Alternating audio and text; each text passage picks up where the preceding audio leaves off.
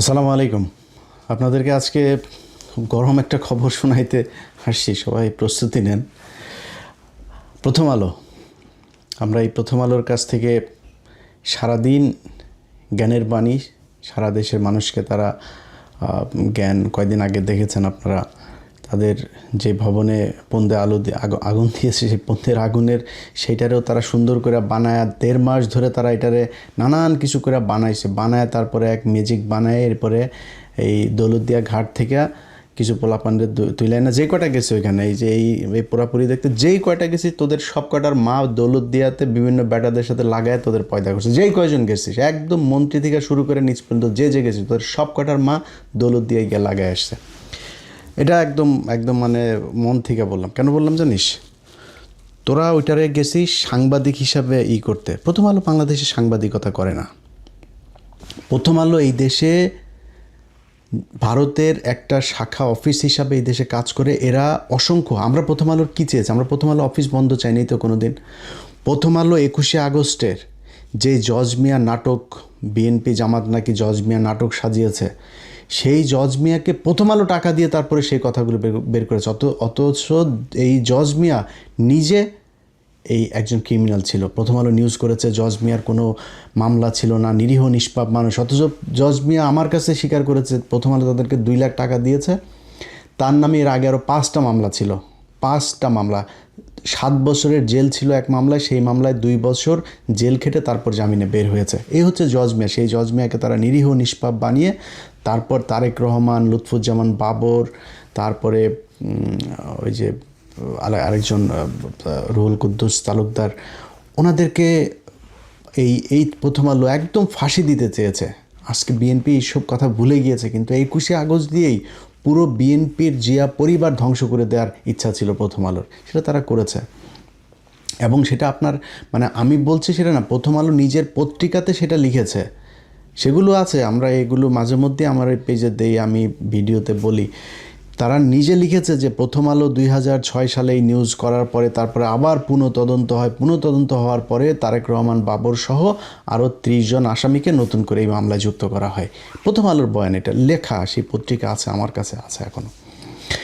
এখন এই প্রথম আলোর আমরা যেই মানুষগুলো এই যে সেখানে মুফতি হান্নান, তার ফাঁসি হয়েছে, এখনও পর্যন্ত জেলে আছে। সেই মামলায় যারা যারা জেলে আছে, যারা জেল খেটেছে, যে 17 বছর যারা জেল খাটলো, এই যে রুহুল কুদ্দুস তালুকদার, তারপরে ডিজিএফআইয়ের তৎকালীন ডিরেক্টর মেজর জেনারেল আপনার Rezaqul Haider, major general Abdur Rahim, NSI director, এই মহাপরিচালক, তারা তো মেরেই ফেলেছে। এর কোনো বিচার নাই? এর বিচার হইতে হবে তো। অসংখ্য আলেম তারা বলেছে যে প্রথম আলো সাংবাদিকরা তারা যখন গুম ছিল তখন ভার্চুয়ালি প্রথম আলো সাংবাদিকরা ফোনে তাদের সাথে সাক্ষাৎকার নিত। তাহলে গুম থাকা অবস্থায় একজন মানুষের যে সাক্ষাৎকার নিয়েছে এবং তারা যেভাবে নিউজ করতো ওইভাবেই তাকে জিজ্ঞাসাবাদ করা হইতো, ওইভাবেই তার বিরুদ্ধে মামলা হইতো। তার মানে এই গুমের সাথে প্রথম আলো জড়িত। প্রথম আলোর কে বলি আপনাদের, এই মতি, তারপরে মতির সাথে আছে আনিসুল, সোহরাব হাসান, এরপরে হলো মহিউদ্দিন ফারুক, টিপু সুলতান, এগুলো মূল। এর বাইরেও আরও আছে কয়েকজন, এগুলো মূল। এরা সবাই এই 21শে আগস্ট এই গ্রেনেড হামলার, তাদের লেখা একদম সরাসরি লেখা। মিজানুর রহমান খান, ওই শালায় তো মরছে। তো এরা সব হইল গিয়া মিলে জিয়া পরিবারকে বিএনপিকে পুরো ধ্বংস করে দিতে চেয়েছিল। শেষ পর্যন্ত জিয়া মানে তারেক রহমান তো দেশে ছিল না, যে তারপরে যাবজ্জীবন ছিল তার। আর লুৎফুজ্জামান বাবর, তারও যাবজ্জীবন ছিল। এরপরে ফাঁসি টাসি ছিল কয়েকজনের। তো এই মানুষগুলো তো কেউ জীবিত বেঁচে আসতো না, আসলে সব কটারে মেরে ফেলা হইতো। এই কাজটা এই প্রথম আলো করেছে, আমরা সেটার বিচার চেয়েছি।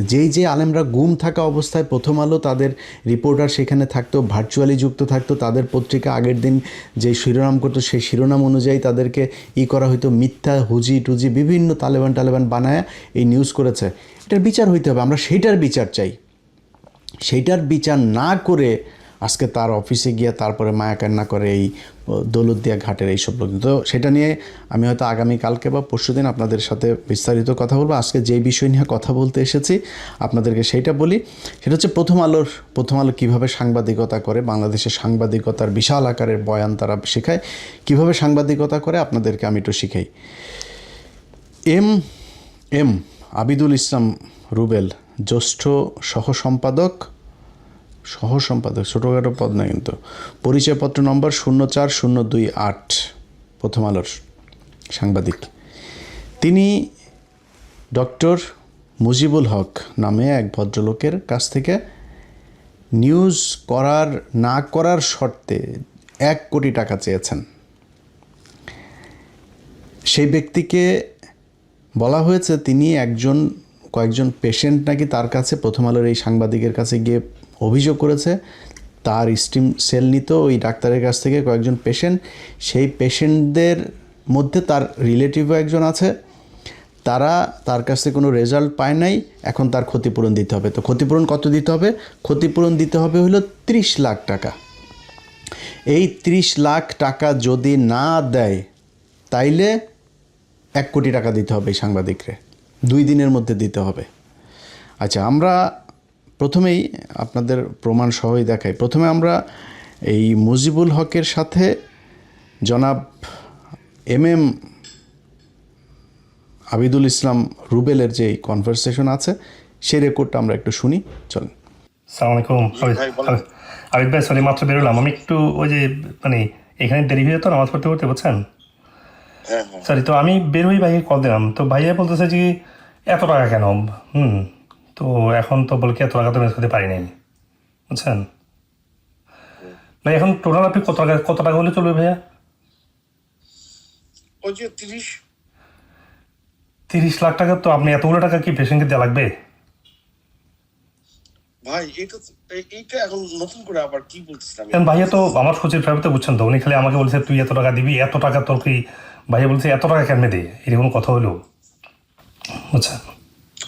ওরা তো আপনাদেরকে আরো বেশি দিচ্ছে, তাই না? কারণ যদি ক্ষতিপূরণ মামলা ওরা করে, ক্ষতিপূরণ কিন্তু অনেক বেশি গুণ হয় আর কি, হ্যাঁ, নানা কিছু হিসেব করে। কিন্তু ওদেরকে আমি মানাইছি যে ভাই তোমরা মানে যা পাচ্ছ এটা কি আলহামদুলিল্লাহ নিয়ে নেওয়ার, আলহামদুলিল্লাহ বলে। হ্যাঁ ভাই 20 লাখে হবে না? 20 লাখে হবে না ভাই? প্লিজ এটা আপনি এখন এই সময় এসে বার্গেন করেন না। এই সময় এসে বার্গেন করলে আমি ওদের কাছে খারাপ হয়ে যাবো। মানে 30 লাখ পুরোই দিতে পারবে? 30 লাখই বলছে, একদম পুরো, একদম কম হবে না? হ্যাঁ, এটা তো আপনার সঙ্গে না ভাই, আমি তো বলছি আমি চেষ্টা করবো বলছি ভাই, আমি তো চেষ্টা করবো বলছি ভাই, কারণ আমি চাচ্ছিলাম। ওরা তো আরো বেশি চাইছিল, তাই না? বুঝছি। Thank you. এটা শেষ পর্যন্ত এসে 30 ফিক্স হয়েছে, আর আপনি আবার এখন বলতেছেন যে না ভাই, টাকা তো বুঝছেন তো, রমজান মাস, তো রমজান মাসে যে আমাদের সাপ্লিমেন্ট মানে ন্যাচারাল প্রোডাক্টসের বিক্রি কম, বুঝছেন তো ভাইয়া। তো আমি তো এখানে নাই, বুঝলেন নাই তো। তারপরে হচ্ছে যে আর এখন ভাইয়া বলতেছে আপনি এতগুলো টাকা পেশেন্টকে যদি না দেন, এটা আপনাকে ফ্র্যাঙ্কলি বলে কিছু মনে করেন না যে আপনি, আমি না না, উনি আমার ভাই, ওনাকে আমি ভাই হিসেবে সম্মান করবো। পেশেন্ট মোট কজন? মানে 5 জন। এখন ভাইয়া চাচ্ছে কি, ভাইয়া ওরা তো আমাদের কাছে আসা নাই, বুঝছেন। ভাইয়া চাচ্ছে কি, ওয়াই ডোন্ট ইউ, মানে তারা এসে আমাদেরকে বলুক, আমরা ওদেরকে কনভিন্স করি, হয়তো আমরা একটু আর কমাতে পারবো, যেহেতু আমরা তো এটা খরচ, সেলটা তো টাকা দিয়ে কিনে নিয়ে আসছি। আবার সে ইয়েতে যাচ্ছেন। এখন আপনি বিষয়টা হচ্ছে যে আমি আপনাকে একটা ফাইনাল কথা বলে দিই। জি বলুন। আপনি আজকে যদি এটা না পারেন বা না দেন দেন আপনি ওদের সঙ্গে বোঝেন, আমি মাঝখানে নাই। ওদের সাথে ওটাই ভাইয়া, ওদের সাথে বসে একটু টাকাটা কমাতে পারি কিনা? 30 লাখ টাকা আপনি ওদের সঙ্গে বসেন, ওরা বসতে চাই কিনা আমি জানি না, আর আমার কাজ আমি করি, ঠিক আছে? আপনি কি করবেন? আপনি একটু ম্যানেজ করে দেন, আপনি ভাই আমাকে হেল্প করছেন ভাইয়া। না, আমি ম্যানেজ করবো কেন? আমি তো ম্যানেজ করার জন্য, আমি তো ম্যানেজ করেছি, ঠিক আছে? সেটা আপনি কিভাবে নিচ্ছেন বা কেন এরকম করছেন আমি জানি না, বাট আপনি তাইলে আপনি ওদের সঙ্গে আলাপ করেন। ওদের আইডি কার্ড আছে? আপনি একটু দিবেন, একটু আইডি কার্ড বা ফোন নাম্বার, অ্যাটলিস্ট ফোন নাম্বারটা দেন, আমি একটু কমাতে পারি কিনা দেখি। পারবেন না ভাই, আমি আপনাকে বলি পারবেন না। আপনার যে আত্মীয় আছে না, আপনার আরো ক্ষতি হবে। আপনার যে আত্মীয় আছে না, উনাকে দেন, উনি তো আপনার কথা শুনবে। উনাকে আমি কথা বলি একটু, যে ভাই দেখেন আমি তো আমি তো আমার কথা শুনেই তো আপনাকে 30 করছে, তাই না? তো এখন ভাইয়া যেটা হয়েছে যে আমি একটু মাঝখানে আমেরিকাতে, তো আমি থাকতাম দেশে ভাই, এটা কোনো ব্যাপারই ছিল না। আমি আপনার হাতে বসে, পেশেন্টের হাতে বসে, হ্যাঁ, একটা মিউচুয়াল সচেতন। এখন আমি তো টাকা তো ম্যানেজ করতে হচ্ছে, করলাম ভাই, কাজ তো করতেছি। তো যেটা হচ্ছে বাইরে বলছে যে কি যে মিস্টেক হলে আমরা এটা পেশেন্টের সমাধান করি, হ্যাঁ বুঝতে পারছেন, যে আমরা যদি উপকার না পেয়ে থাকে এটা আমরা কথা বলি, আমরা তো অল্প দিব, পরে দিব, বেশি দিব, এত টাকা একসাথে তো দিদি মানে খুব কষ্ট হয়ে যাচ্ছে ভাই। আপনি বলছেন রক্ত পানি করা টাকা না, আর আমার তো ন্যাচারাল প্রোডাক্টসের ইনকাম কিন্তু কম, বুঝছেন, আর স্টেম সেল তো খুব দামি, বুঝেন না। তখন আমরা তো 6 মাস ধরে করতেছি না, আপনি যেটা বলছেন যে মহাখালী করতেছি এটা ঠিক না, বুঝছেন, মহাখালী আমাদের কোনো অফিস নাই, বুঝছেন, আমরা এটা আগে বন্ধ করে দিয়েছি। মহাখালী আপনি যেতে বলছেন, মহাখালী আপনার অফিস নেই, এটা কি বলেন আপনি? ও বলছি থার্ড পক্ষ, এটা যে থার্ড পার্টির অফিস, তাহলে আপনি যেতে ওখানে আমরা বসলে তাহলে আপনার প্রথম আলো অফিস হলো না, আমার ওয়েলনেস সেন্টারও হলো না, মাঝখানে একটা থার্ড পার্টিতে বসলে একটা মানে সুবিধা হতো আর কি, বুঝছেন। ও এখন আমার আচ্ছা, ভাই তো এখন- সজীব মানুষ তো ভাই, আপনি ভাইয়ের আপনার দেখা করতে চাচ্ছে না, ওই যে রেজাগিরি করতে যাচ্ছে, আবার বলতেছে কি তুই এত টাকা দিবি। উনি দেখা করবে কেন? আমরা তো ধানমন্ডি যাওয়ার কথা আছে, তাই না? না উনি বলে কি না আমি দেখা করতে পারবো না, বলে কি আমি মিটিং আছে আমি পারবো না, এটা আমি এইসব কাজে আমি নাই, তুই এত টাকা দিবি, তুই মানে তোর মানে পেশেন্টের সাথে কথা বলে কমাতে পারি কি না, ভুল আমরা তো হয়তো উপকার পাই নাই, আমরা তো এটা ভুল স্বীকার করতেই পারি, আমরা সরি বলি, আমরা মাপ চাই, ভুল করছি, আমরা উপকার পান নাই, কিন্তু এত টাকা দিব, আমি একটু মাঝখানে ঝামেলা করে দিলাম, ভাই বুঝছেন? আমি ওই আমার পুরো নিউজটা লেখা আছে, আমি আজকে আপনাকে পাঠিয়ে দেবো না, হ্যাঁ অফিসে গিয়ে আমার অফিসে কম্পিউটার লেখা আছে, পাঠিয়ে দেবো না, তারপর আপনি নিউজটা পড়ে দেখেন যে মানে কি আর কি, ঠিক আছে? আচ্ছা নিউজটা পাঠান দেখি, হ্যাঁ ঠিক আছে। ও আর আমরা তো আজকের মধ্যে না পারলে কালকের মধ্যে ইনশাল্লাহ একটা ব্যবস্থা হয়ে যাবে। না না ভাই আমি আই এম সরি, ঠিক আছে? আপনি আপনার পথে চলেন, আমি আমার পথে চলি, হ্যাঁ? তাহলে ভাই অ্যাটলিস্ট প্রেসিডেন্ট নাম্বারটা দেন না, আমি কথা বলি। ভাই আমি আপনাকে টাকা দিব, আমি প্রমিস করছি না ভাই, আমি কিন্তু ওই আমার ভাই মাঝখানে তো, আমি তো দেশে নাই, হ্যাঁ কিন্তু আপনাদের ভাইয়ের কথা হয়েছে, এখন ভাই বলে কি আমি তো না না করতে পারি নাই। আপনি গতকালকে কি বলেছিলেন বলেন তো ভাই? ভাই আমার ভাই বলছে আমি অবশ্যই 10টার মধ্যে আমি টাকা ম্যানেজ করে দিচ্ছি, এখন ভাই বলতেছে ঘুম থেকে করে বলছে এই তুই এটা এত টাকা দিবি, এটা টাকা কি গাছে ধরে, হ্যাঁ এই আমি কথা বলি তুই না পারলে, হ্যাঁ তো এগুলো আর কি। আচ্ছা ঠিক আছে, আমাকে ফোন দিতে বলেন আপনার ভাইকে। আচ্ছা বলতেছে, আচ্ছা আপনার সাথে কথা বলবো উনি, আর একটা জিনিস হচ্ছে আপনি রিপোর্টটা একটু আমাকে দেন, আর কালকের মধ্যে একটা ব্যবস্থা করতেছি ইনশাআল্লাহ। আপনাকে একটা কথা বলি, আপনার ভাই তো ওই যে নিজেকে তুলসী পাতা বলে জাহির করছে, আপনার ভাইয়ের কি কি সমস্যা সেটাও আমার কাছে আছে, মাহবুল হক সাহেব, হ্যাঁ? না ভাই উনি তো স্বচ্ছ মানুষ, আসলে আপনি কথা বলে বোঝেন না, উনি তো কিন্তু একদম মানে অনেস্ট মানুষ, বুঝছেন, আর আমরা তো আপনি তো বুঝছেন আমাদের কিন্তু পুরো কাজের মধ্যে কোনো আমরা আমি আপনাকে একটা সুন্দর একটা উদাহরণ দেবো। দেন। আমার জীবনের প্রথম অ্যাসাইনমেন্ট ছিল সেটা, হ্যাঁ? আমি তখন আজকের কাগজ পত্রিকায় ছিলাম। আচ্ছা আচ্ছা আচ্ছা। আজকের কাগজ আমার মেজো ভাই তো সাংবাদিকতা করতো, উনি তো আজকের কাগজ ছিল, আজকের কাগজ, হ্যাঁ আজকের কাগজ, না আজকের আওয়াজ, সরি আজকের আওয়াজ, ওই যে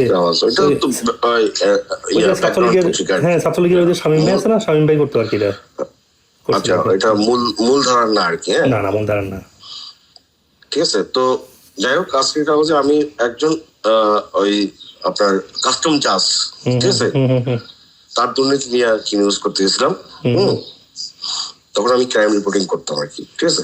আচ্ছা আচ্ছা আচ্ছা।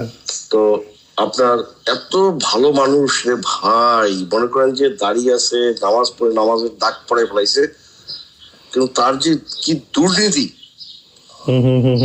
পরে সে আমার সামনে হচ্ছে আমাকে ব্ল্যাকমেইল করার জন্য, আমাকে করার জন্য সে আমার সামনে ব্রিফকেস তুলে ধরছে, সেই 1999 সালের কথা, হ্যাঁ? সে আমাকে 10 লাখ টাকার অফার, আমি বলি আপনার টাকা আপনার কাছে রাখেন, এগুলা আমার জন্য না আর কি, এটা অন্য কাউকে দিয়েন। আমি পরে ওই লোকের চাকরি চলে গেছিল আর কি, আমার নিউজে আর কি, হ্যাঁ? না থ্যাংক ইউ, আপনি তো ভালো কাজ করছেন, আপনি আমার উপকার করতেছেন অবশ্য, আমি অনেক, কিন্তু আমার ভাই বলতেছে কি, ভাই বলছে আমি কথা বলি, এত টাকা দেওয়ার দরকারটা কি, এত টাকা ভাই বলছে এত টাকা দিবি, এটা কোনো পেশেন্টকে উনি সব টাকা দিবে কিনা, আমি বললাম ভাই উনিকে তো আমি ভাই হিসেবে আমাকে হেল্প করতেছে, উনাকে আমি সম্মানই দিব আলাদা, এটা আলাদা, কিন্তু উনি পেশেন্টদের যে আইডেন্টিটি দিচ্ছেন না, এটা ভাইয়ের কথা, আমাকে তুই আইডেন্টিটিগুলো আমাকে দে, তারপরে আমি কনভিন্স হবো। আপনার সঙ্গে কালকে আমার কি কথা হলো ভাই, আপনি আজকে আবার এটা করতেছেন, সুতরাং মানে আপনারা অনেক ভেজাইলের লোক, ঠিক আছে? আমি আজকে না, না, মানে না। আপনার আজকের পরে আমি আপনাকে বলি, আপনার ভাই বলুক, বন্ধু বলুক, ইমতিয়াজ বলুক, অমুক বলুক, তমুক বলুক, সেটা আমার কাছে কোনো বিষয় না। আমি আজকে 4টা পর্যন্ত আপনি সময় দিয়েছিলেন, 4টার পরে আমি এখন আর আপনার সঙ্গে আপনাকে আর কোনো ফোন দেবো না। আপনি ফোন দিয়েছেন, আপনার ফোন রিসিভ করবো। আপনি মেসেজ দেবেন যে অমুক জায়গায় যান, আপনার লোকদের টাকাটা নিয়ে চলে যান, ঠিক আছে? আমার সঙ্গে হচ্ছে ওনাদের একজন প্রতিনিধি থাকবে। ভাইয়া প্রথম আলোর সামনে টাকাটা আপনারা ওই প্রতিনিধির হাতিয়ে দেবেন, ঠিক আছে? ভাই প্রথম আলোর সামনে যাওয়াটা তো এটা রিস্কি না? এই কিন্তু ভাই এটা বলতেছে আপনাকে আমাদের না, অফিসে আপনি আসতে হবে। প্রথমে আমি তো ধানমন্ডি যেতে চাইছি, আপনি তো সেটা ওই যে করলেন না। 11টার পর বলছেন 12টার পর আপনি পারবেন না, এটা বলছি। তাহলে 11টার মধ্যে হওয়া লাগতো আর কি।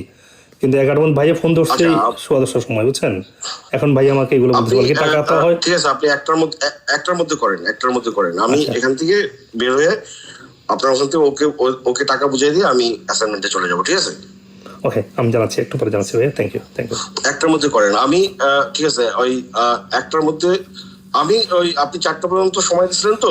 ভাইয়া টাকাটা একটু ভাইয়া আপনি একটার ভাইয়া মধ্যে আমাকে কি একটু ভাইয়া টাকাটা ভাইয়া বলছে এটা বলছে পুরোটা ম্যানেজ করতে পারে নাই, আপনি কি একটু কমায় ম্যানেজ করতে পারবেন? বাকিটা পরে দেবেন তাহলে। কত আচ্ছা, আমি কত ম্যানেজ করছেন আপনারা? আমি জানাচ্ছি। হুম। ওরা চাচ্ছে টোটালি 30 চাচ্ছে। 30-এর কনভিন্স হয়েছে নাকি? 30-এর কম হবে? হ্যাঁ হ্যাঁ, 30-এর কমে হবে না। হ্যাঁ, আচ্ছা ঠিক আছে, আমি জানাচ্ছি একটু। Thank you. কালকে থেকে আপনি বুঝবেন যে কি সমস্যা। ওকে, আমি কালকের মধ্যে একটা ব্যবস্থা করতেছি ইনশাআল্লাহ। না কালকে না, কি আবার কালকে? আশ্চর্য ব্যাপার। আচ্ছা, আমি জানাচ্ছিলাম আপনি কালকে বাকি 10 দেবেন। আমাকে আপনি একটু সময় দেন, কথা বলে জানাই ভাইয়া। আমি তো রাত হয়ে গেছে। আমি আজকে 20 দেবেন, কালকে বাকি 10 দেবেন। আপনি 15 মিনিটের মধ্যে আমাকে জানান, ঠিক আছে? Okay, আজকে 20, ঠিক আছে। কালকে বাকি 10। জানাচ্ছি। অথবা সবকিছু বাদ দেন। কোনো আমার কোনো রিলেটিভ নাই, কিছু নাই, ভিকটিম আমি কাউকে চিনি না। আমি নিউজ করব, নিউজ থামানোর জন্য কত দেবেন আমাকে? 1 কোটি। না, আপনি এখন রাগ করে না ভাইয়া। আপনি ভালো না, আমি রাগ করি না, কিছু না। আমি নিউজ করব। হ্যাঁ, আমাকে আপনি আজকে সন্ধ্যার মধ্যে 1 কোটি টাকা পাঠাবেন, অথবা নিউজ হবে। ওকে, আমি করতেছি, আমি কথা বলতেছি, জানাচ্ছি আপনাকে। অথবা আজকে আপনি ওই ভাই আপনি আমাকে ভয় লাগাচ্ছেন, আমি ভয় লাগছে। আপনি আমাকে ভয় দেখাচ্ছি না, আমি আপনাকে কোনো ভয় দেখাচ্ছি না। আপনি ভয় লাগছে। অথবা আমি জানাচ্ছি ভাই, একটু ওয়েট করেন। 3টার মধ্যে 20 লাখ টাকা মিনিমাম পাঠিয়ে দেন, আর বাকি 10 লাখ টাকা কালকে বা পরশু দেবেন, ঠিক আছে? ঠিক আছে, আমি জানাচ্ছি। সেটা পরে নির্ধারণ হবে। শুধু 1 টাকা যদি হচ্ছে পেশেন্ট যে আসতো, আজকে কালকের সমাধান হয়ে যেত, বুঝছেন? কোনো পেশেন্ট না পেশেন্ট কিছু আসবে না, বললাম তো। পেশেন্টকে আর আমি পেশেন্ট চিনিও না, কিছু না, ঠিক আছে? এই টাকা আমি নিচ্ছি। আমি জানাচ্ছি আপনাকে ভাই। সমস্যা আছে আপনার? আমি জানাচ্ছি ভাই, একটু ওয়েট করেন ভাই। ওকে, আসসালামু আলাইকুম। ওকে। আচ্ছা দেখেন, এখানে কয়েকটা পয়েন্ট। উনি বলছেন যে কিছু পেশেন্ট তার কাছে ক্ষতিগ্রস্ত হয়েছে, সেই পেশেন্টদেরকে তিনি তার কাছে নিয়ে, সেই পেশেন্টদের সাথে ডাক্তার নিচে কথা বলতে চায়। ঠিক আছে, আমি তাদের ক্ষতি, যদি আমার দ্বারা ক্ষতি হয়ে থাকে আমি ক্ষতিপূরণ দিব, আমি কথা বলতে চাই। সেই পেশেন্টদেরকে তার সামনে নিয়ে আসবে না। আচ্ছা, তারপরেও ধরলাম সে পেশেন্টদের আনবে না, পেশেন্ট আসতে চায় না, সে 30 লাখ টাকায় মধ্যস্থতা করে দিতে চায়। ঠিক আছে, সাংবাদিক হিসেবে সে বিশাল এক সামাজিক দায়বদ্ধতা থেকে সে এই দায়িত্ব পালন করছে, সরকার তাকে দায়িত্ব দিয়েছেন, এখন তিনি এটা করলেন। যখন বলা হইল যে আমি কালকে না পরশু একটু সময় চাইলো, তখন সে বলল কি যে আমি নিউজ লিখে ফেলেছি, নিউজটা আপনারা পাঠাবো। এই নিউজ যদি যায়, যদি আমি নিউজ করি, তাহলে কিন্তু নিউজ আটকাইতে হলে 1 কোটি টাকা দেয়। একদম সরাসরি স্পষ্ট, পিছনের সব কথা ভুলে যান যে পেশেন্ট ছিল, পেশেন্ট টাকা দিতে যায় 30 লাখ, সব একদম স্পষ্ট বলেছে। আমার নিউজ যদি আটকাইতে চান 1 কোটি টাকা দিবেন, তাহলে নিউজ যাবে না। 1 কোটি টাকা দিবেন, না দিলে যাবে, আর দিলে যাবে না। এটা হলো কথা। যেই ব্যক্তির সাথে কথা হয়েছে, যে ডাক্তার সাহেব, চলেন আমরা সেই ডাক্তার সাহেবের কাছে মূল ঘটনাটা আসলে কি হয়েছিল একটু তার কাছ থেকে শুনি। আসসালামু আলাইকুম। আমি অধ্যাপক ডক্টর মুজিবুল হক, যুক্তরাষ্ট্রের নাগরিক এবং একজন বাংলাদেশি। আমেরিকাতে মেডিসিনাল কেমিস্ট্রিতে আমি ডক্টরেট করি এবং পোস্ট ডক্টরেট করি উন্নত গবেষণার জন্য মেডিসিনের উপরে টেক্সাস মেডিকেলে। এরপরে দীর্ঘদিন আমেরিকাতে অধ্যাপক হিসেবে কর্মরত ছিলাম। অধ্যাপনার পাশাপাশি আমি যেহেতু যুক্তরাষ্ট্রের হার্ভার্ড বিশ্ববিদ্যালয়ে পুষ্টি, হেলথ এবং ওয়েলনেসের উপরে আমি পড়াশোনা করি এবং রিজেনারেটিভ, ইন্ডিকেটিভ এবং ফাংশনাল মেডিসিনের উপরে ডিগ্রি এবং কোর্স সম্পন্ন করার কারণে আমি আমার অধ্যাপনার পাশাপাশি আমার ক্লিনিক্যাল প্র্যাকটিসে আমি চমৎকার সাফল্য পাই, যেখানে অনেক জটিল এবং কঠিন রোগ থেকে আমার পেশেন্টরা মুক্তি পেতে শুরু করে। এরপর যখন আমি এগুলো সোশ্যাল মিডিয়াতে শেয়ার করি, বাংলাদেশে অনেক পেশেন্ট এটার চিকিৎসার জন্য আগ্রহী হয় এবং বাংলাদেশে আমি আমেরিকান ওয়েলনেস সেন্টার প্রতিষ্ঠা করি, যেখানে আমার প্রশিক্ষিত ডাক্তাররাই নিয়মিত চিকিৎসা সেবা দিচ্ছে এবং আজকে প্রায় 3 মিলিয়ন মানুষ আমার সেবা এবং আমার স্বাস্থ্য গাইডলাইনগুলো ফলো করি। এক পর্যায়ে যখন বাংলাদেশি এবং আমেরিকাতে কিছু পেশেন্ট যখন স্টেম সেল নেওয়ার জন্য আগ্রহ প্রকাশ করে, যেটা আমেরিকাতে রিসার্চ বেসড অ্যাপ্রুভাল আছে, এবং বাংলাদেশের জন্য আমি ডিজিডি এর রেগুলার ছাড়পত্র নিয়েই আমি কিছু পেশেন্টের উপর অ্যাপ্লাই করি, যেটা আমি আমেরিকাতেও বিভিন্ন পেশেন্টকে দিয়েছি, যেখানে আমি প্রশিক্ষিত লাইসেন্স ডক্টরদের মাধ্যমে এটা দিয়েছি। কিছুদিন পূর্বে প্রথম আলোর এক সাংবাদিক আমার কাছে একটা বড় অ্যামাউন্টের চাঁদা দাবি করে। উনি প্রথম বলছেন যে আমার কিছু আত্মীয় আপনার স্টেম সেল থেকে উপকার পায় নাই, ওদের ক্ষতিপূরণ দেওয়া লাগবে। তো মানবিক কারণে আমি বললাম ঠিক আছে, তাহলে আমার সাথে কথা বলেন, ওনাদের ডিটেলস আমাকে দেন, অ্যাটলিস্ট পরিচয়পত্র দেন, আমরা দেখি ওনারা উপকার পান নাই বা কেন উপকার পান নাই, একটু কথা বলি। তো উনি এক পর্যায়ে বলছেন না, উপকার তো না, আসলে আমার কোনো প্রেজেন্টেশন নাই, আমার আত্মীয় কেউ নাই, আমি নিজেই এই টাকাটা নেব, আদারও আপনার নামে আমি অনেকগুলো বিষয়ে আমি প্রতিবেদন প্রকাশ করবো প্রথম আলোতে। আমি ব্যাপারটা মতিউর সাহেবকে, ওনার পুরো ভয়েস রেকর্ডিং এবং ওনার যে আমাকে যে হুমকি দিচ্ছিল টাকার যে অ্যামাউন্টটা, আমি সব কিছু মতিউর রহমানকে তুলে ধরি। উনি বলছে ঠিক আছে, আমাকে একদিন সময় দেন, আমি এটার মধ্যে কিছু একটা ব্যবস্থা নিচ্ছি। অনেকদিন হয়ে যাওয়ার পরেও মতিউর রহমান সাহেব কোনো প্রতিবেদন, কোনো প্রতিকার বা কোনো আপডেট আমাকে জানান নাই। আমি ইদানিং দেখতে পাচ্ছি আমাদের ঢাকা অফিসে এবং আমেরিকাতে আমার সেলফোন নাম্বারে নিয়মিত বিভিন্ন পত্রিকার সাংবাদিকরা আমাকে রেগুলার কল দিয়ে যাচ্ছে, বাংলাদেশ থেকে আমার কাছে চাঁদা দাবি করছে, এবং এই যে চাঁদাবাজি, এই যে প্রতারণা, এটা কোনোভাবে কাম্য নয়। আমি বাংলাদেশের কর্তৃপক্ষের কাছে আবেদন জানাবো, এই কুচক্রী মহল যারা সাংবাদিক নামের কলঙ্ক, তাদের বিরুদ্ধে দ্রুত ব্যবস্থা নেওয়া হোক। আচ্ছা, এই বিষয়টা নিয়ে আমরা মতি ভাইয়ের সাথে কথা বলেছিলাম। মতি ভাইয়ের আমি নিজেও ফোন দিয়েছিলাম। ওনার ওয়াইফ নাকি খুব অসুস্থ, এই জন্য উনি কথা বলতে পারেন নাই। ওনার সাথে আমি কথা বলবো, 2-1 দিনের ভিতরেই বলবো যে ওনার আসলে ওনার বিরুদ্ধে তো অনেক কিছুই করলাম, তো ওনার সমস্যাটা কোথায়, ইসলামের ব্যাপারে ওনার সমস্যাটা কই, এটা একটু ওনার কাছ থেকে আমার শোনার আছে, এই জন্য আমি কল দিব। আর মতির সাথে কিন্তু আমার সম্পর্ক কিন্তু যে খারাপ ছিল কখন, আমি যখন সাংবাদিকতা করছি, আমি কিন্তু প্রথম আলোর কিন্তু অ্যাওয়ার্ড পাওয়া অনুসন্ধানী সাংবাদিকতায় আমি কিন্তু প্রথম আলো অ্যাওয়ার্ড পাওয়া রিপোর্টার। সো আমার ওনার কাছ থেকে, ওনার সাথে আমার এটা একটু জানার আছে, আমি ওনার কাছ থেকে শিখতে চাই যে আসলে সমস্যাটা কী, ওনার ইসলাম নিয়ে এত চুলকানিটা কেন। এই যে গতকালকে একটা নিউজ হয়েছে, উত্তরবঙ্গে একটা গ্রামে তারা গান বাজনা করতে দিবে না, এটা তারা সেই গ্রামে, সেইটার বিরুদ্ধে প্রথম আলো আর বিবিসি টিভি, তারপর আনন্দবাজার, আরে বাবা পাগল হয়ে গেছে। আর ওর গ্রামেও গান বাজনা বাজাইতে, ওর গ্রামের মানুষ তোমার কাছে এসে কমপ্লেন করছে, মামলা করছে, কোনো সমস্যা আছে? গান বাজনা বন্ধ হইলে ওদের সমস্যা, বিশাল সমস্যা। অনেক জায়গায় যখন ওয়াজ বন্ধ হয়ে যায় তখন কিন্তু প্রথম আলোর সমস্যা হয় না। ওর মূল সমস্যাটা হলো ইসলামে। তো এটা জানার জন্য আমি ওনারে ফোন দিব 2-4 দিনের ভিতরে, জিজ্ঞেস করবো যে ভাই সমস্যা কী, একটু বলেন তো, আপনার আসলে কী চান।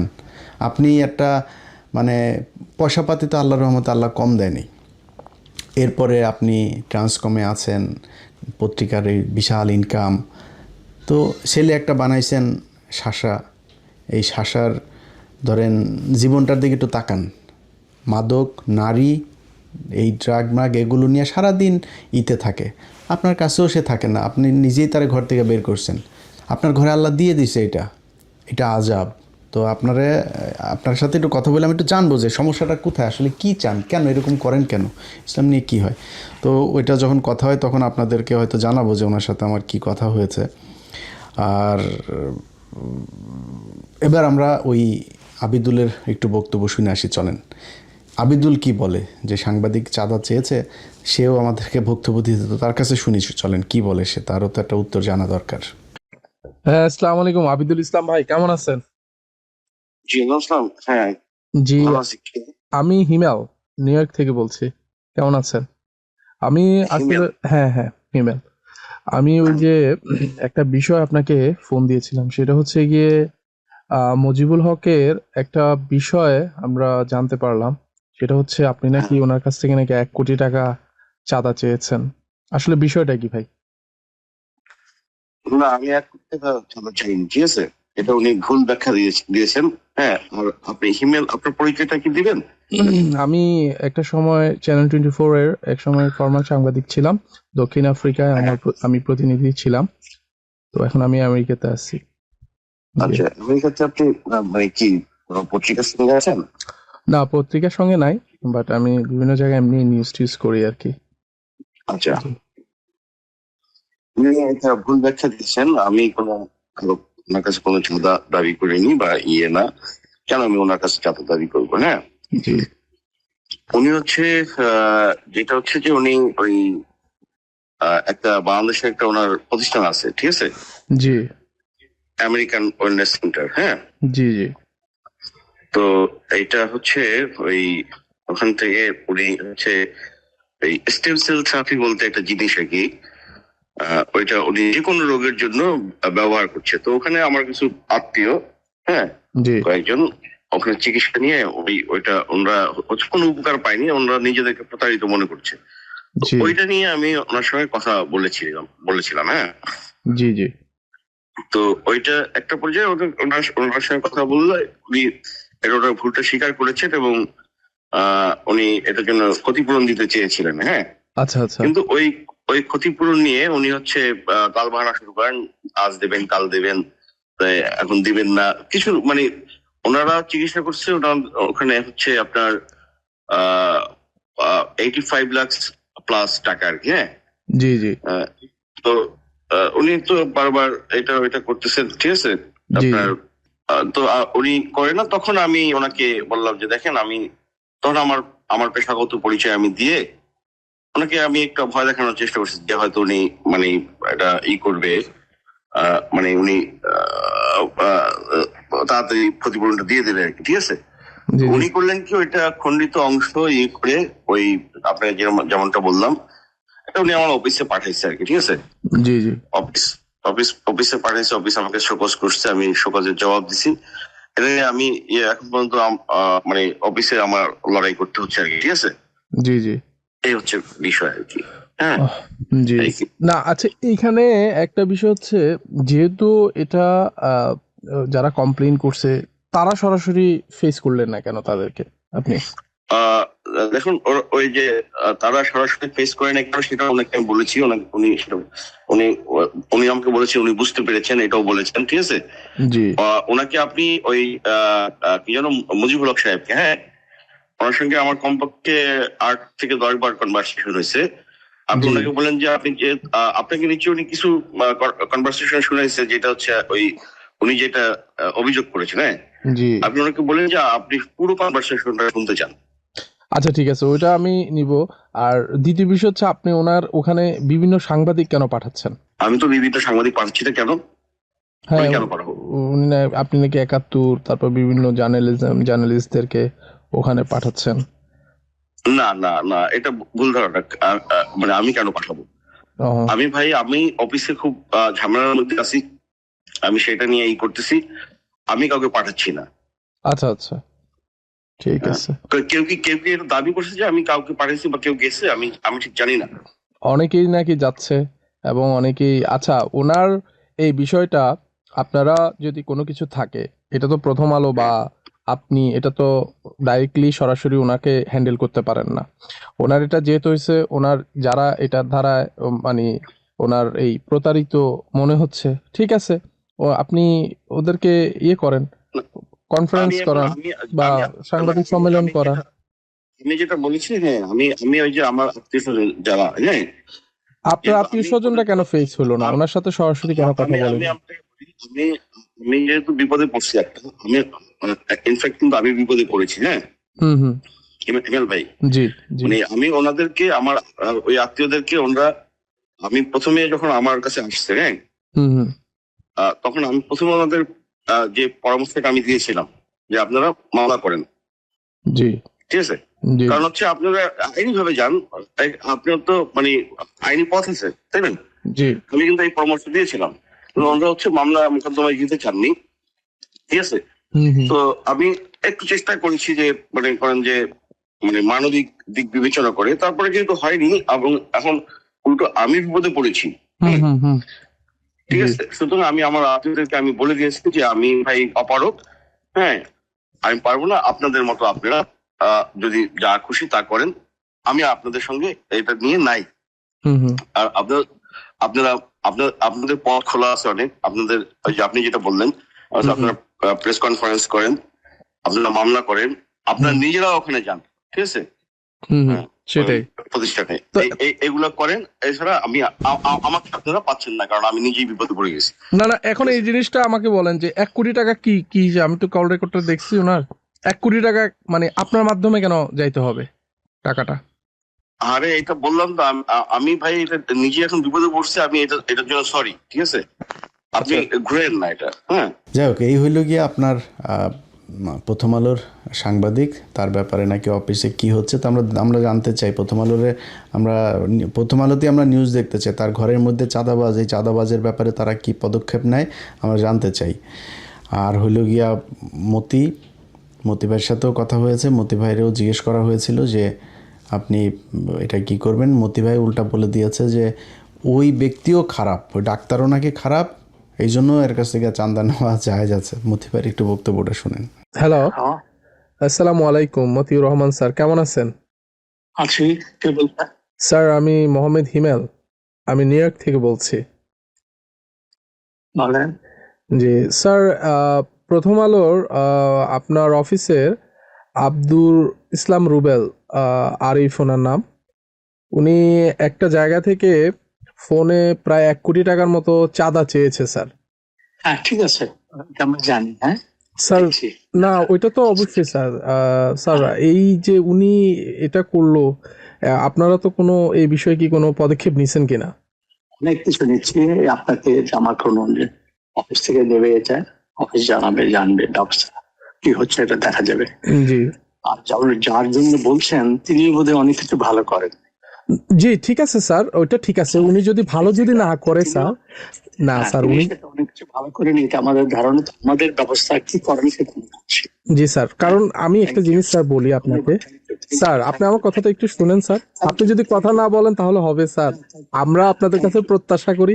না না, আমি আপনি অন্যভাবে নিয়েন না স্যার, আমি অন্যভাবে নিয়েন না স্যার, আপনি যদি কথা না যাই হোক, বাংলাদেশের প্রশাসন, সাধারণ মানুষকে তো বললাম, সাধারণ মানুষ আপনাদের কাছে অনুরোধ থাকবে ভাই, আমি যখন প্রথম আলোর বিরুদ্ধে শুরু করেছি সেই থেকে তারা 22 মিলিয়নে আটকে আছে, এখান থেকে উঠতে পারছে না, কিন্তু এখান থেকে বের হইতে হবে। আপনার পাশে যদি কেউ থাকে, ওর ফোনটা নিয়ে, তারপর আপনার এই তোর ফোনের মধ্যে তোর ফেসবুক থেকে প্রথম আলোর ফলো করা আছে কিনা, ওর ফোনটা নিয়ে ওটা আনফলো করবেন, নিজে ফলো করা থাকলে আনফলো করবেন, ওদের ইউটিউব চ্যানেল থেকে আনসাবস্ক্রাইব করে তারপরে বের হয়ে যাবেন। ওদেরকে চারিদিকে, ওদের পত্রিকা এলাকায় পড়বেন না, কারোর ঘরে ওর পত্রিকা মানে এটা মাথায় রেখেন, ওরে যদি 1 টাকা ওর অফিসে দেন এই পত্রিকা কিনে, ওই টাকাটা ইন্ডিয়া আমাদের বাংলাদেশের পেছনে, আমার ইসলাম ধর্মের বিরুদ্ধে এই টাকাটা ব্যবহার হবে। সো এখন সিদ্ধান্ত আপনাদের, প্রশাসনের কাছে। আজকের এই তথ্য প্রমাণ এগুলো দেখার পরে আপনারা তো চান না যে প্রথম আলোতে আক্রমণ হোক, প্রথম আলোর বিরুদ্ধে মানুষ আইন হাতে তুলে না, এটা তো চান না। তাহলে আইন আপনারা আগে করেন, এটারে ইমপ্লিমেন্ট করেন। যদি আপনারা এক্সিকিউট করতে পারেন তাহলে মানুষ আইন হাতে তুলে নেবে না। এই চাঁদাবাজের ব্যাপারে প্রশাসনের কি অ্যাকশন সেটা আমরা দেখতে চাই। এবং যারা যেসব দৌলতদিয়ার পোলাপান জন্ম নেওয়া মালগুলো যারা প্রথম আলোতে এই কদিন গিয়েছিল, তাদের কাছ থেকেও আমরা এখন শুনতে চাই যে প্রথম আলো কী সাংবাদিকতা করে। যাই হোক, ভালো থাকেন, আল্লাহ হাফেজ।